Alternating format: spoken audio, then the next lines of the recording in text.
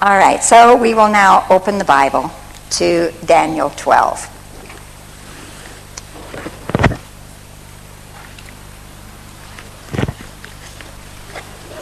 Now I want to make a statement right here that doctrine is different from prophecy. Let me take that and put it across. This is right behind you. Do you want to do it yourself? Yeah, I'll do this one now. I can reach it from here. Thank you. Doctrine has to do with basic truths that never change. The fact that God is God, that's a truth. And He is the Creator. That is a truth that never changes. That's a doctrine. The fact that Jesus Christ came to save men, that's a doctrine. It doesn't change. The fact that Jesus is coming again, that's a doctrine. The sanctuary truth is a doctrine. But prophecy is somewhat different. Prophecy, you see, is simply history written before it happens. So as history moves along, prophecy unfolds. We have more and more light on prophecy.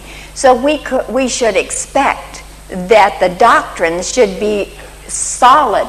We never change those. But the prophecy will be unrolling, and we will continue to have more and more light on prophecy. So sometimes we find there are people who would like to turn that around. They get their feet set solidly in concrete about 2 centuries ago with prophecy, and they can't move forward. But they want to meddle and change the doctrines. We should be very careful because that's just backward of what should be done. We are not going to be changing our doctrines, but we can make progress in prophetic understanding. And one of the nice things about knowing prophecy is that it matures and makes the individual have a broader view. For example, a new Christian will say, well, what is the relationship between me and God? What does it do for me? How does it make me feel? And how is this going to help me? What is my spiritual feeling toward God? But when you get into prophecy, then you begin to see how God deals with the nations through all the ages of Earth's history. It broadens the view, and it gives you the perspective that God has on His plan of salvation. All right, now, there is a statement on the front of this book. And by the way, these books will be available to you after the sun goes down. It is a statement, it's called a warning in the 1260, 1290, and 1335 day timelines of Daniel 12. And a statement from Ellen White right here. It says, let us read and study the 12th chapter of Daniel.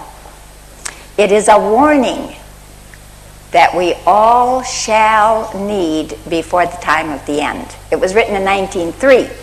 Now, when she said the time of the end, if she wrote it in 1903, was she talking about 1844? No.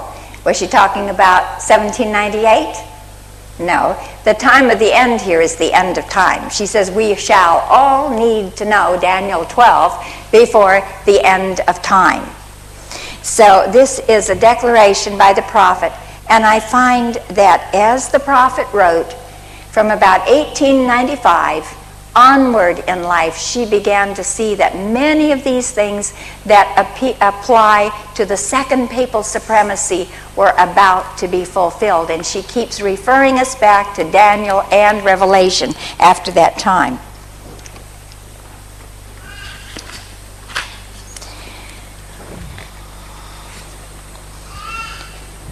I would like to refer to Manuscript Release, Volume 18, page 15. This, if you don't have that written down, let me give it to you again, because it's important that you know where this is. It is Manuscript Release. Manuscript is an MS. Manuscript Release, Volume 18, page 15. And here's what it says. Twice Daniel inquired, how long shall it be to the end of time? Now let's take up our Bibles and look at Daniel Verses 4, 6, 7, 8, 9, 11, and 13. That's just almost every verse. And it says here, these times, it refers to the end, the utmost end. The whole big question here is how long is it going to be to the end, and the whole answer that's given has to do with then when all things shall be finished. So let's look at these. Verse 4 says, even to the time of the end. Verse 6 says, how long shall it be to the end of these wonders? Verse 7 says, at the end of the verse, all these things shall be finished. That means ended.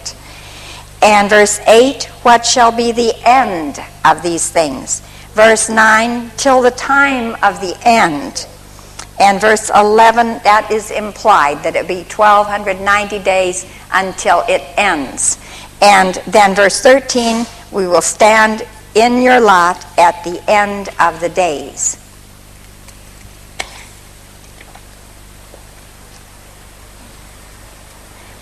Desire of Ages, page 234. As the message of Christ's first advent announced the kingdom of his grace, so the message of his second advent announces the kingdom and is based on the prophecies. So if we are looking forward to the coming of Jesus, we may know that it is based on the prophecies. And he did say in Matthew 24, you cannot know the day nor the hour. But he also said, when you see these things, you will know that it is near, even at the door.